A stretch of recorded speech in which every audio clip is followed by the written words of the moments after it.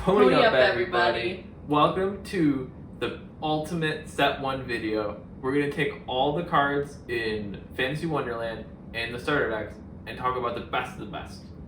We're splitting this video up into 2 parts. Part 1, we're going to talk about cards that are generically good, so something you can slip into any deck and it's going to give you some value. And then part 2, we're going to talk about cards that are archetypally good, so maybe the best card for your Rainbow Dash deck or a card in Pinkie Pie that should be good for the next 4 or 5 seconds to come. Let's start off with the best card in set 1, without any doubt, Time for Cleanup.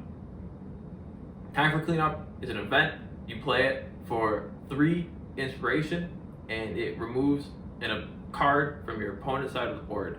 And it's just really hard to beat that. Getting rid of opponent's cards is always good, no matter the card game. And in My Little Pony especially, it allows you to hit them in a scenario you otherwise wouldn't be able to hit them in, and that's just progressing the game forward. For the other event we have for this section, we've got Hair Curling, which is probably just like the easiest to trigger, most reliable, most affordable version of card draw that we have right now. So it's when your opponent has 2 cards, you can draw 2. So that's going to happen most of the time. It also only costs 2, which is just 1 for 1, which is like generally what they cost. But it's going to be like the easiest to trigger as opposed to some of the other ones. Like I do love the one from the Applejack starter deck, but your opponent's going to have 2 cards most of the time as opposed to having to wait to have 5 scenes or something like that. So yeah. Yeah, and there are a bunch of these cards that cost you to draw 2 with some condition. Hair Curling, I think, is just the most universally applicable, but depending on your deck, you might run something else. The next card in this section is the Fluttershy. The Fluttershy 5 that says, on play, summon a 2 cost or lower from your retirement to the field. There's just a really good effect. It's an extra body on the board, which is always good. If there's an empty slot, you can take advantage of hitting your opponent extra time. At worst, it's just an extra body blocker. Some low cost have good effects. It's just a good card. Next we have a fan favorite. That's going to be the Trixie Silver Rare. So she's a pre-plan, which we've had some trouble with in the past, but this is probably like the best pre-plan. And she will remove any card that costs 3 or less, which is just really good. And she doesn't have like a super high cost to inspiration ratio like some of the pre-plans, which I have an issue with. It's just 4 to 3? 2 to 3. Which is just like, that's usually what an ability will do, unless it's like a crazy ability like we see in set 2. So yeah, just a good card, just good for removal. Also it's Trixie, and we love her. We love her. Now we talk about some Twilight Sparkles. So first off, we're going to talk about the 4 cost Twilight Sparkles Super Rare that says, on play, if there's an event in the opponent's retirement area, or in your retirement area, an opponent's card gets -2 inspiration. -3 inspiration? It's one of the 2. Either way, that card is incredibly oppressive. Just being able to hit almost anything you want and delete it, or force your opponent to waste a lot of inspiration boost, very good. If it's almost any deck, because almost every deck is running events, some decks don't have the space for it, but the ones that do will take major advantage of it. Rainbow Dash is a good use for the card, because Rainbow Dash runs a bunch of cards that delete low inspiration cards in your opponent's field. So having these good ways to lower your opponent's inspiration is very valuable. Obviously the Twilight Sparkle deck would love this card, except Twilight Sparkle doesn't have a deck. But we are going to talk about another Twilight Sparkle, which goes in other decks, of course, especially Rarity. And this is a 1/1 that on Farewell just lets you draw a card. Just really good, really cheap. You'll get it out there probably turn 1, and then it dies, and then you get to draw a card. And it was a blocker, it was a body, and then it gave you something in return. And that's just all good things.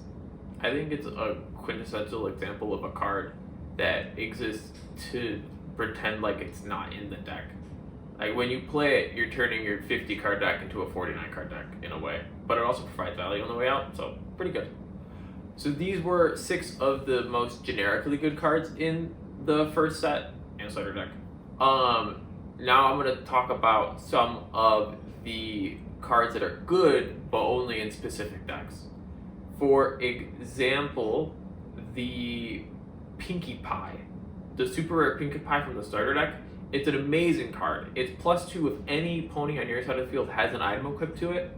It is cheap, it can swing hard, and it hits extremely high numbers for its value.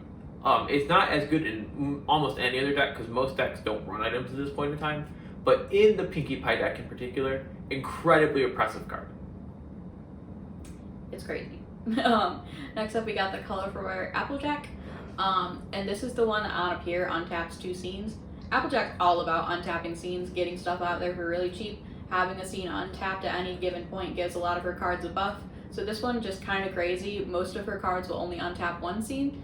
And this one you just put it down, you either get 2 free points that you can use to spend on the 7/9 Winona, or you can just use it to keep any of her cards buffed, which is really important. So yeah, just really good. Next up, I'm going to talk about a card that most of you probably wouldn't expect in this video because it's a 1 cost and also a common. It's the Fluttershy 1 from the starter deck. On play, it gives any pet +2. I think this card is deceptively really good. It's a 1/1 body, which has a lot of value, even though it doesn't seem like it. Just being able to slip in and take a hit. And then when you lose it, what did you lose? One Force of Harmony cost? Not a huge deal. And then +2 is a pretty big swing for especially pets who cannot Inspiration Boost.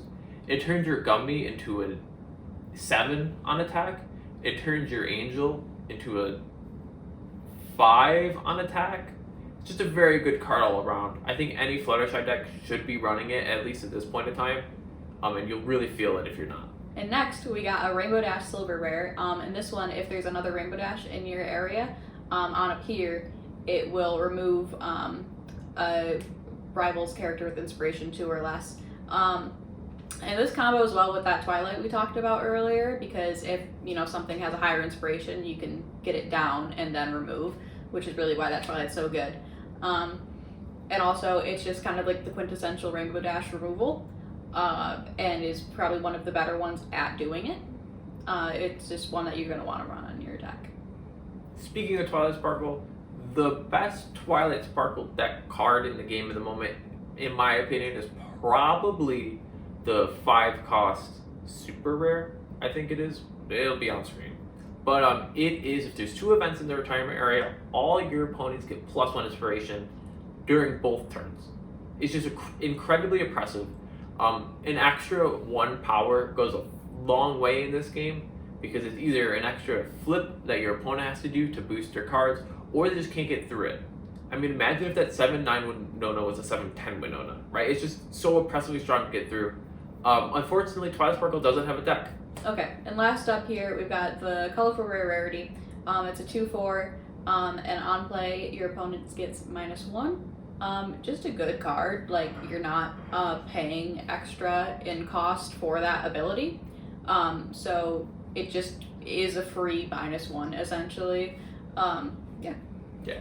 Last up, I just want to highlight a couple of really good stories from the set. Every story is good in some way, to be honest with you, and they're just tailored for certain decks. But there was one story in particular that was so generically good that I think you could use it in any deck and not really feel bad. And that's the starter deck Twilight Sparkle story. It's 2 effects because every story in the first set draws a card first and then wins the game last. So its 2 effects are to draw 2 and discard 1, which is just a phenomenal effect in any deck. And then also it can recur an event, which again, every deck wants to play events. So you're not gonna run into a scenario where that isn't useful. And then the other Twilight story, it ramps. The rest of the effects don't matter. It ramps. And that doesn't really exist otherwise. Just good story. It's just a good story. If you remember in the Spike versus Cutie Mark Crusaders video, which you should watch, right over here, it was amazing. I used that story, and it buffs Twilight Sparkle. That's its other effect. It doesn't matter. It just ramps a card. I believe it's the only way to ramp currently. That might be wrong, but it's one of the only ways at the very least, and that just keeps it above the rest of the stories. So that was some of the best cards in the first set of cards released. Did we miss anything? Let us know down below. Don't tell me that Twilight Sparkle is good. I don't care. If you like the video, like. If you subscribe to the video, subscribe. Comment. Join the Discord. Play us in the card game. Thank you and good night. Bye. Bye.